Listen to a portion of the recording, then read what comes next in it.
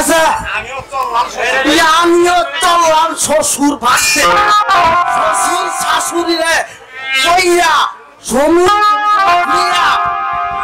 তোমারে হারায় আমি একে ফোনে তুই এতে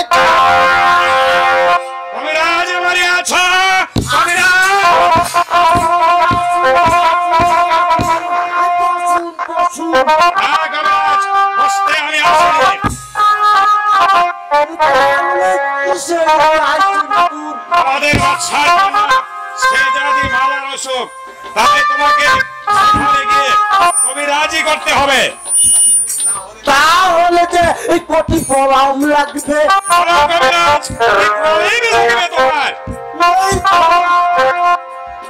পাঁচ মূল এক লম্বা ধরুন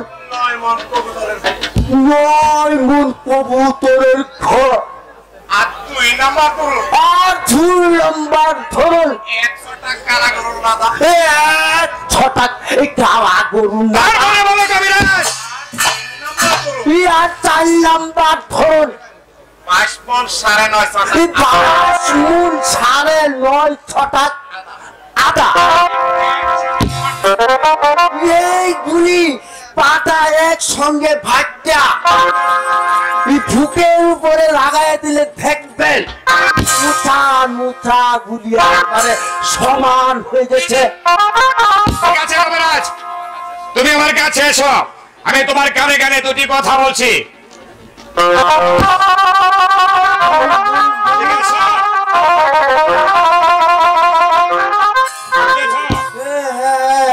শোনো, তোমার মন্ত্র দিয়ে সে জাতি মালাকে তুমি আমার বাধ্য করে দিবে, তাই আমি তোমাকে কাজের কিছু অগ্রিম টাকা দিয়ে যাচ্ছি, বুঝেছ? তুমি কাজ শেষ হলে পাবে। তাহলে এবার আমি আসি।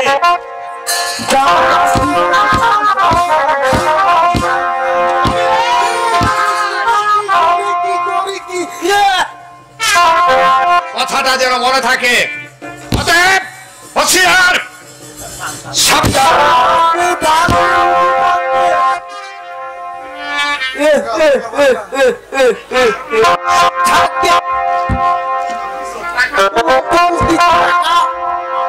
ভাও ভাও পেয়ে গেছে মানুষ সবই তো জানে। আমি তো আমার কবিরাজের নামে জানি শুধু কচু এই টাকা ঘুরে দিয়ে আমি আমার ঘিন্নিকে নিয়ে সুজা তেপান্তরে চলে যাবো। নিয়ে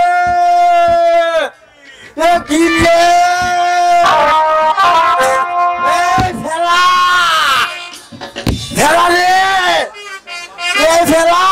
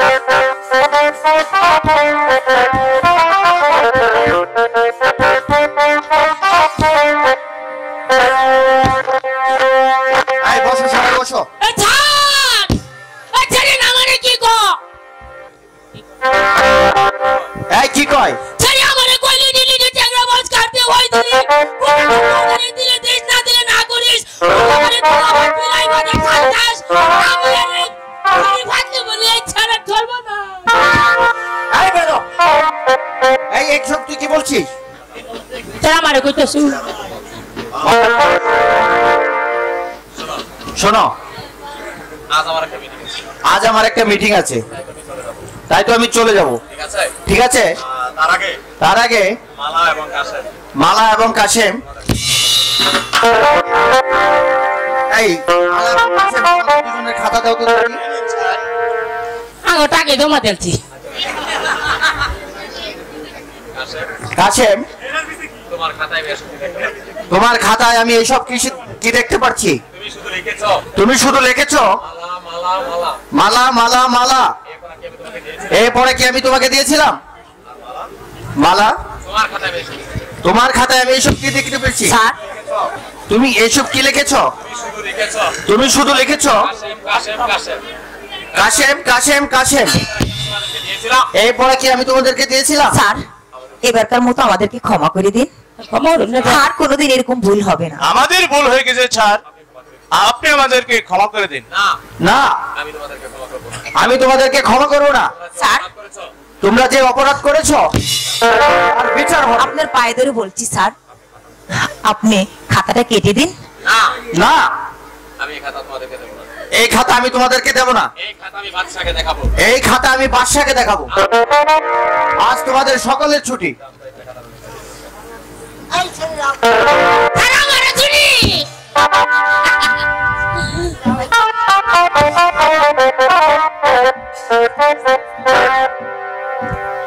মালা, আমার ফোনটা কোন? এখন উপায় কি মালা? আল্লাহকে ডাকো বন্ধু। এই ধর্মপুর স্কুল তোমার আমার চির মিলস্থানের স্থান। বন্ধু, তুমি আল্লাহকে ডাকো, উনি সব সমাধান করে দিবেন। আল্লাহকে ডাকিয়া সাথী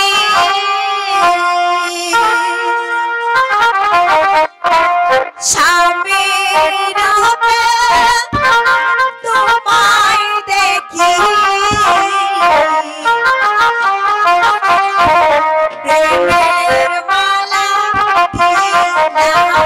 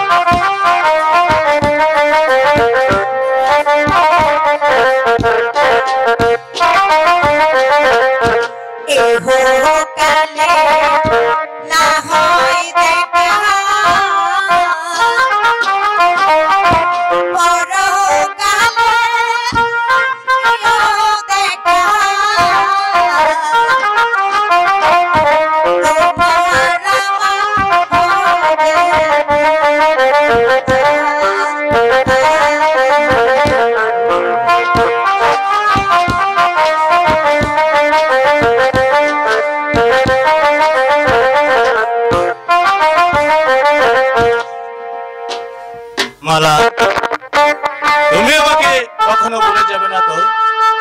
এই জীবনে নয় স্বামী, কারণ কখনো যদি তোমার আগে আমার মৃত্যু হয় তাহলে আমি সারা জীবন তোমার কবরের পাশে বসে বসে আমি সারা জীবন স্বামী স্বামী বলে আমি চিৎকার করব, আর তোমার কবরের পাশে বসে আমি তোমার খেদমত করব। মালা, আমি তোমার কাছে প্রতীক্ষা করে আছি মালা। কখনো যদি আমার আগে তোমার মৃত্যু হয় তাহলে আমি সারা জীবন তোমার কবরের পাশে বসে বসে মালা মালা বলে চিৎকার করব। মালা, স্বামী, বলো না স্বামী, আমি যে এহকাল পরকাল আমি তোমার হয়ে থাকবো স্বামী। তাই থেকো তুমি মালা। ছাড়া আমি আর কাউকে চাই না স্বামী, কাউকে না।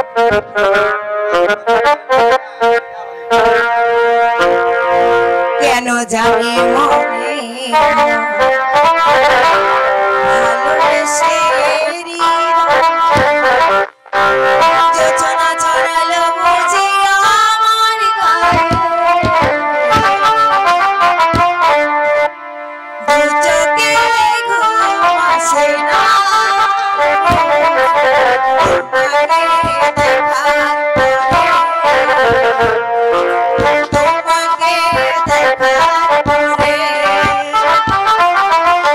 তোমাকে দেখার পরে ঘুম আসে না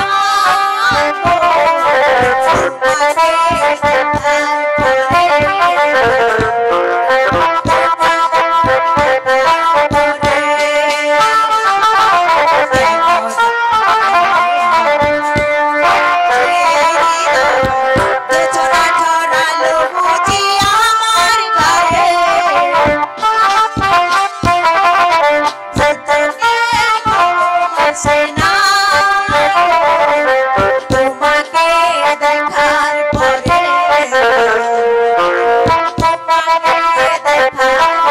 পরে,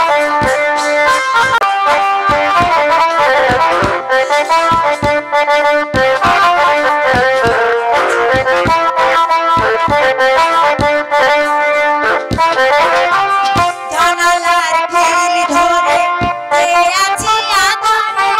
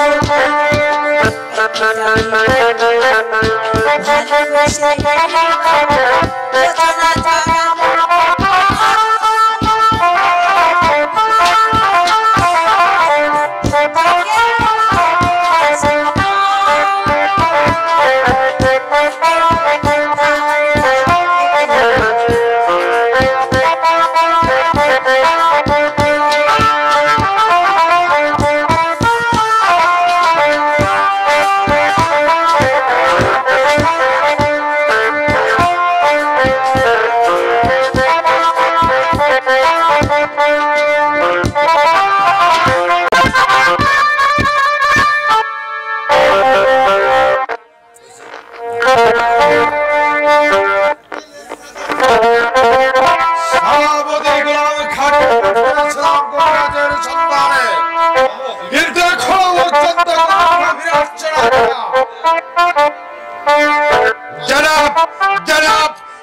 দাসীকে আমি সঙ্গে করে নিয়ে এসেছি জনাব।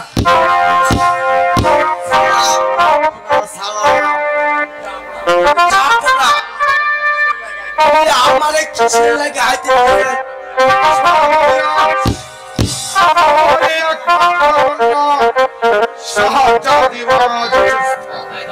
তাই তো আমি চাই তুমি তাকে চিকিৎসা করে সুস্থ করে তোলো। শাহ যদি মালাকে এখানে আমি আমার করবো। ঠিক আছে, আমি তাই করছি। ওই কে আছিস? শাহজাদি মালাকে আমার এই দরবারে পাঠিয়ে দে।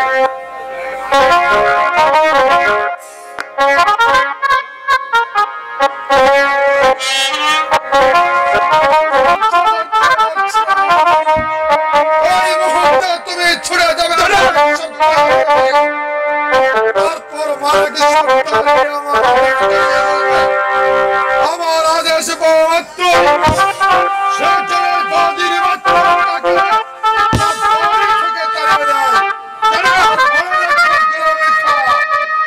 হচ্ছে ঈশ্বরের বাচ্চা আমিরের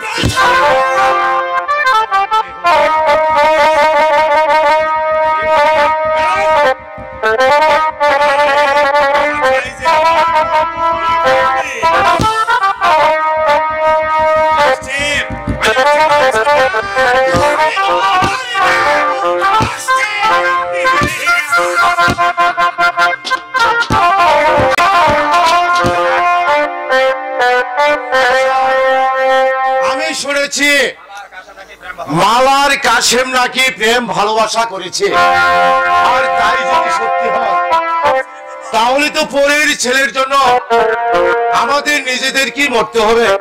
স্বামী, কাকে তুমি পরের ছেলে বলছো? যাকে আমরা কোলে পিঠে করে মানুষ করেছি, আজ তুমি তাকে পরের ছেলে বলতে পারলে? আচ্ছা, স্বামী, মালিক সর্দার বাড়ি আছো? মালিক সর্দার কে? সেনাপতি গোলাম খাঁ, আসো, বসো, বসো। না, আসতে বলেছিলি।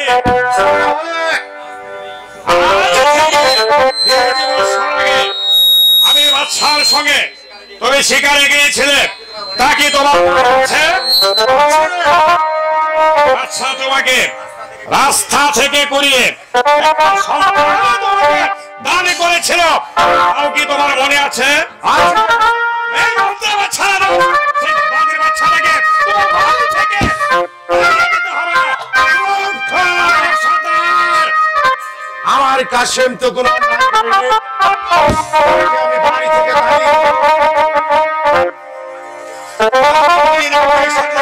তুমি শুধু বলো, তোমার বাঘের বাচ্চা ছেলেটাকে তোমার বাড়ি থেকে তাড়িয়ে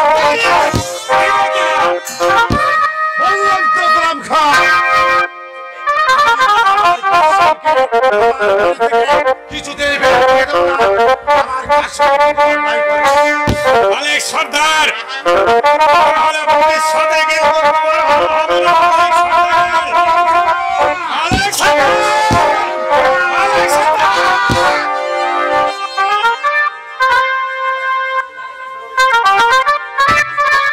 আব্বা হুজুর, আব্বা হুজুর, কি হয়েছে আব্বা হুজুর?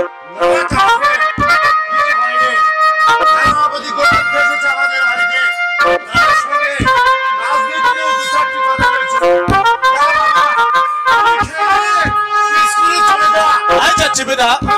হ্যাঁ, স্কুলে চলে যা। আমাকে খেতে দেবে? চলো আজ চলো, আজ চলো বাবা। ঠিক, গোলাম খাঁ, সেনাপতি সাহেব। আপনার এসে যখন করেছেন চলুন না আমাদের সঙ্গে আগে ভাত খাবেন। আমি তো এখানে এসেছি বলে ছেলেটাকে দেখা তোমার বাচ্চা যে আসেনি তোমাকে এখানে পাঠিয়েছে সে আশা কোনোদিন তোমার পূর্ণ হবে না। চলো বাবা তোমাকে আমি খেতে দেবো। তাই চলো মা। তাই চলো। এখনো সময় আছে, তুমি তোমার সন্তানের দিকে বাড়ি থেকে বলছি তো, আমার কাশেম কোনো অন্যায় করেনি। আমি তাকে কিছুতেই বাড়ি থেকে বের করে দেব না। তাহলে কিন্তু ভবিষ্যতে তোমার ভালো অনেক সন্তান এখন ভেবে দেখো তোমার সন্তান দিকে তোমার বাড়ি থেকে তাড়িয়ে দেবে কিনা।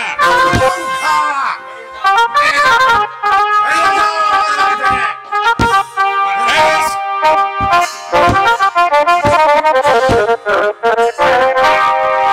তোমার বাড়িতে এসেছি বলে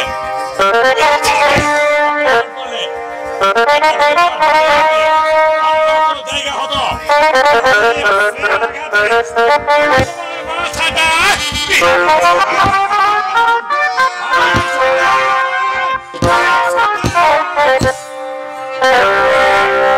তুমি আমার বাড়িতে এসেছো, তাই তুমি আমার মেহমান।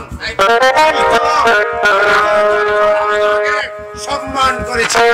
এটা যে আমার বাড়ি না হয়ে অন্য কোথাও, তাই এত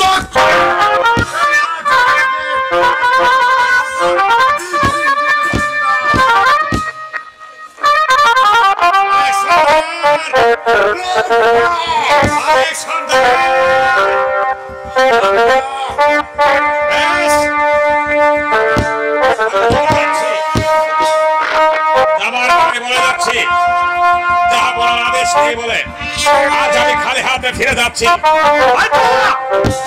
আদেশ নিয়ে আবার আমার সেই দিন তোমার ছেলেটাকে চুলের মুঠি ধরে টানতে টানতে আমি নিয়ে যাচ্ছি সেখানে নিয়ে গিয়ে তোমার সন্তানকে নির্মমভাবে করবো হত্যা।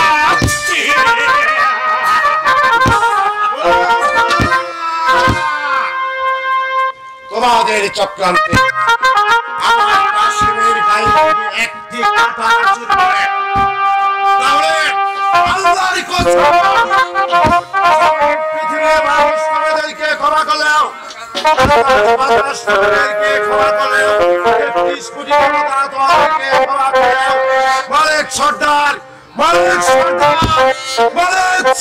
তোমাদেরকে ক্ষমা করলেও